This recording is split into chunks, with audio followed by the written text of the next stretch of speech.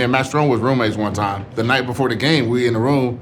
I didn't want to touch the AC. I was like, man, Matt must like it hot in here. He don't say nothing. So the next day when I got to the breakfast table, I was talking to Robbie Toback, and I was like, man, I said, Matt Strong must like it hot, man. He didn't turn the AC down or something. And then when Matt Strong came down, Matt Strong said the same thing that I said, like, man, Walt must like it hot in there. So neither one of us said anything about the hot room. So we literally, the night before the game, we sit in the room, it's hot as heck, and nobody said nothing. It feels good now.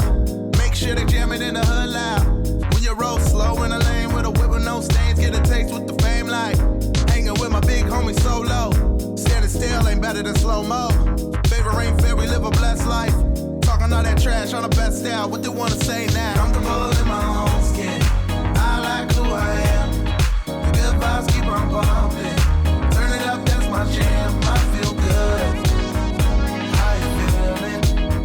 I feel good. So good. Welcome to Talking Shop. I'm Jordan Babineaux. Let's hear from our legends. What's that like, to kind of be in the light and have that expectation of satisfying, especially being the first friends, family, outsiders? Just imagine if any one of you guys played at home, right? Exactly. Everything else that comes with that, right?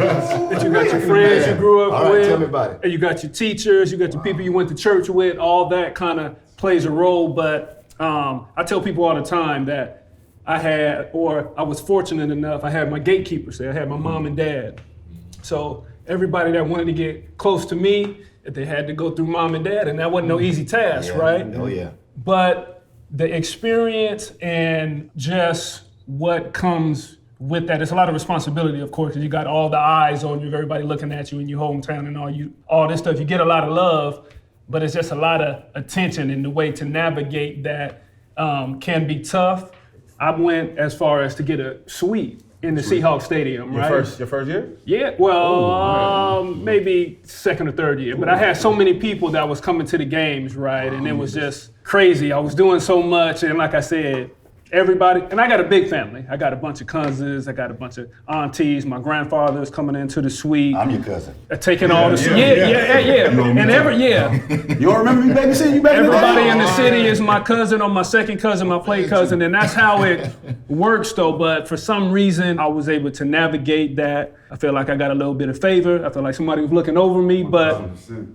it never got to the point where I felt like I was totally overwhelmed. And you know what I'm saying? I would live in it, I would enjoy it. It would get hot sometime. I'd be like, oh man, all right, I need to separate myself, or just never got too flagrant, man. I did my thing, but I never it got jammed up like that in the public. I was able to keep all that under wraps. So yeah. So you know what's crazy is like as a player that's gone through it, I would have never wanted to be at home. Because even when we played at home, it was always a headache. You got tickets, you got all this stuff you got to deal with. It's too much pressure. And the game is hard enough as it is to have. And then, so I hats off to that. Cause I totally understand what you mean by that, because like you said, once you get older, once you go through it, like he was saying, once he was looking for another place, like I didn't get a chance to test the free market, but then when I was getting franchised, my agent asked me like Three times. Cash money. My agent was asking me where I wanted to go at. At that time I had just built my house in Alabama. So the only two teams I wanted to go to was Atlanta and Nashville. I said it'd be cool to be able to on Sunday night go to my crib and everything. So I was thinking, like I said, once you get into the game and you play, you don't want to deal with tickets. But I said once you be in the league for a while, now you know how to understand. Because as you, like you say with him, I wanted to ask his question, like what is the number of tickets he ever had to purchase? Like one time I had to buy like almost like 80 tickets. We played in Atlanta one time. I had my own cheering section. I had to buy jerseys and everything. So I think we all go through that part of it. But once you get to a certain age, I think once you get to free agent, you get a chance. Now you understand how to handle everybody. You're like, okay, this is the many tickets I'm going to get. This is it. So I think as you get older and you get a chance to choose where you want to go, then you know how to handle the family and friends with tickets and stuff. So you bring up an interesting point, because you say I had to get 80 tickets. I had to buy 80 jerseys. Yeah, right? You know what? The thing about me, I always looked at it like this, is for me, like you said, coming from a very rural area, small family, we didn't have nothing.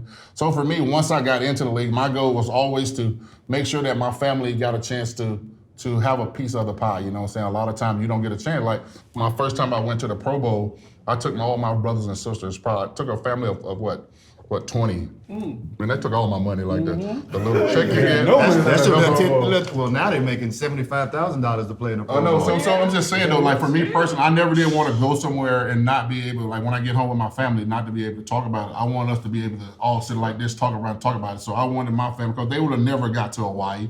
So I wanted them to be a part of it. They never got a chance to go to an NFL game. So I always wanted my family to be a part of that, to get a chance to be a part of that. So for me personally, it wasn't a big thing for me to do that, because I had more money than I ever had in my life. So it wasn't like, oh, that costs that, I'm fine. Let's take that, I'll take that, because it wasn't, I could take $50,000 and live on, because I didn't have nothing. So for me personally, that was easy for me to be able to say, bring my family, then bring it on people I don't know. Like I said, I kept my family close.